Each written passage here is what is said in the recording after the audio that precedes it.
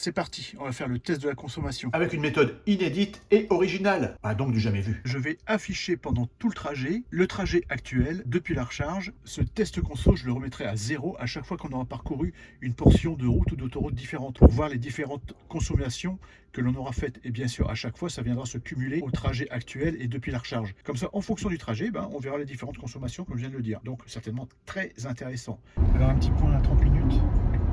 On a fait 37 km, 150 Wh au kilomètre pendant le trajet.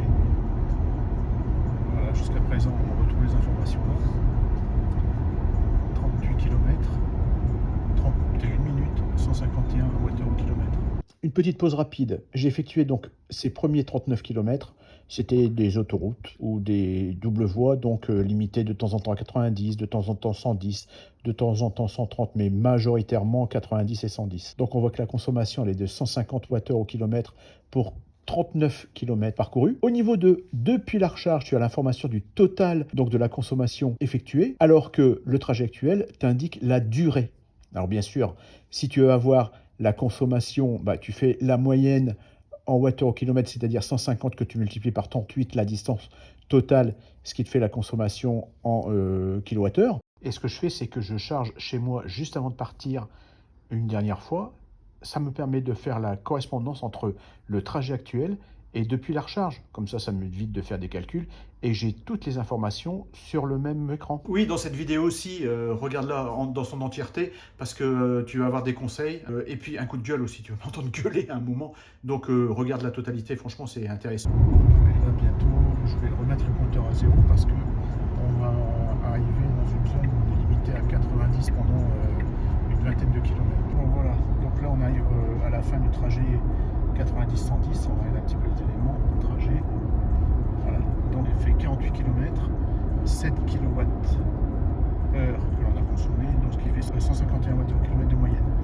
Je le remets à 0, puisque là maintenant on arrive dans une zone où on va rouler à 90 pendant pas mal de temps, on arrive à réaliser ces tests conso 0. Voilà, et puis on verra comment ça fait. Alors, pour information, il fait 20 degrés, il faisait 19 quand on est parti, on est à 3 dans la voiture, plus un chien, plus le coffre arrière plein. Et puis le temps, bon, à mon avis, dans peu de temps, il va pleuvoir. Là, c'est juste pour te montrer que je viens de changer le compteur, je viens de le remettre à 0, donc le test conso. Je roule à 105 km/h et je viens pratiquement de démarrer. Et on voit que la moyenne, tout d'un coup, elle est à 321 Wh au kilomètre.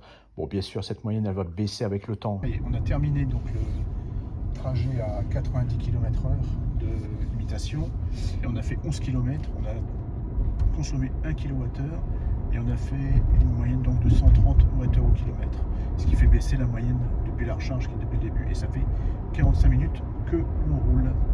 Je le remets à 0 parce que là maintenant on va arriver dans une zone pendant pas mal de kilomètres où on va être limité à aller à là c'est juste 80 pendant 1 km, mais après ça va être 80 des communes, des petites communes 50, 80, 50, 80, 50 pendant pas mal de temps, donc on verra un petit peu la différence de consommation. Donc je le remets à 0, je réinitialise, voilà, et c'est parti. Juste une petite pause maintenant pour te dire que j'avais un vent de 8,1 km/h de provenance sud-est et qui m'a coûté 1,2% sur ce trajet en plus. Mais je n'ai pas mis de climatisation, ce qui m'a fait gagner 1,2. Bon, tu vois, donc l'un dans l'autre, comme on dit. Après une heure, alors, un petit point, on a fait 75 km en 1 heure, en 1h01. On a fait une moyenne de 143 Wh au kilomètre. Le dernier trajet, le test conso, on a fait 15 km, on a consommé 2 kWh. Ah, fait chier. Ah, voilà. Un bon exemple. Tiens, l'autopilote, il y avait un vélo, je sais pas si tu l'as vu, il a freiné alors que je le doublais largement. Ah, gros problème d'autopilote, tiens, ça m'a réveillé, je parle plus fort maintenant.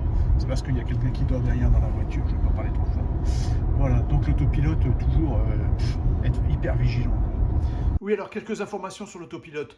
Comme tu viens de le voir dans la vidéo, le vélo, je l'avais vu.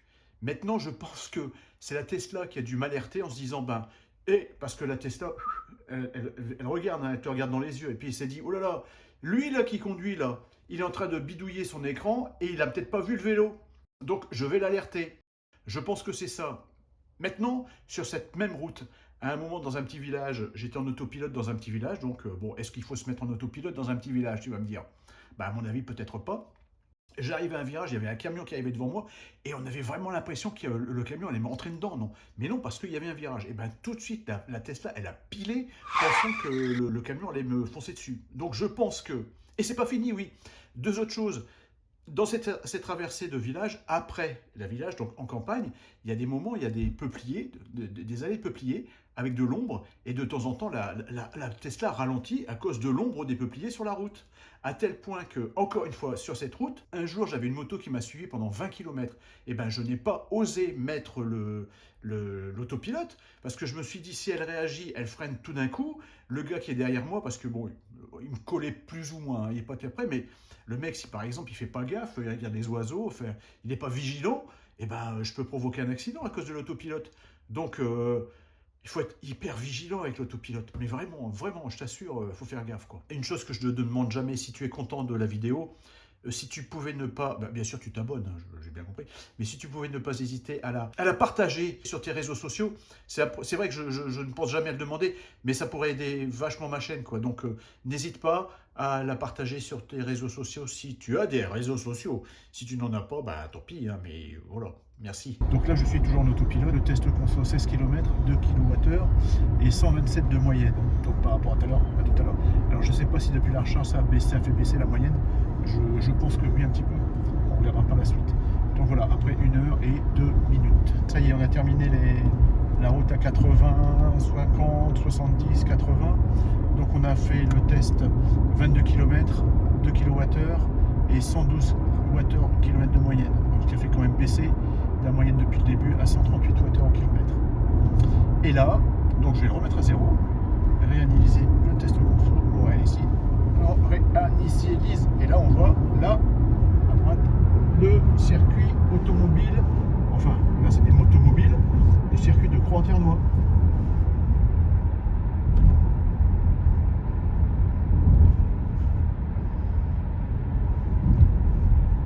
On a fait 100 km.